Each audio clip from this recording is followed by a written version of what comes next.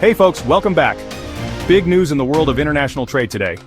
China has just announced massive retaliatory tariffs on US goods, hiking them up to an eye-watering 84%.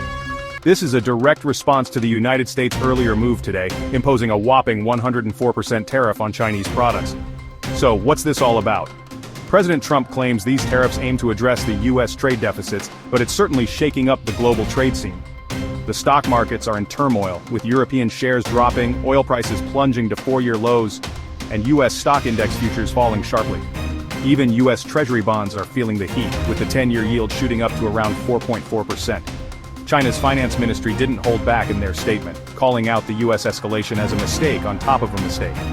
They claim it seriously infringes on China's rights and undermines the multilateral trading system. Alongside the new tariffs, China has imposed restrictions on an additional 18 US companies, mostly in defense-related industries, adding to the already affected 60 firms. US Treasury Secretary Scott Bessent fired back, calling China's retaliation a losing proposition and criticizing their trade practices. But the tension doesn't stop there. The European Union is preparing its own retaliatory tariffs, set to roll out in stages. And let's not forget about the global economic impact. The Bank of England has voiced concerns about increased risks to growth, inflation, and financial stability.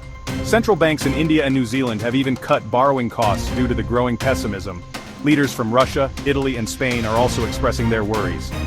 Trump, never one to shy away from bold statements, described these tariffs as permanent, yet also suggested they could be leverage for future negotiations. He's encouraging companies to relocate to the US, promising zero tariffs and quick approval. On his Truth Social platform he declared, "This is a great time to move your company into the United States of America. Zero tariffs and almost immediate electrical energy hookups and approvals. No environmental delays. Don't wait, do it now."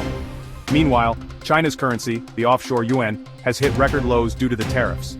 China's central bank is asking state-owned banks to reduce US dollar purchases to prevent sharp declines in the yuan. In other sectors, the pharmaceutical industry is feeling the squeeze too, with global drug maker stocks dropping after Trump reiterated plans for tariffs on pharmaceutical imports. So, what's next?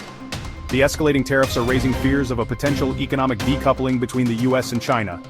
The global market is holding its breath, watching this intense game of chicken unfold. Alright, that's it for today's update. If you found this information helpful, make sure to hit that like button, subscribe, and ring the bell for notifications. Stay informed, stay engaged, and I'll catch you in the next video. Peace.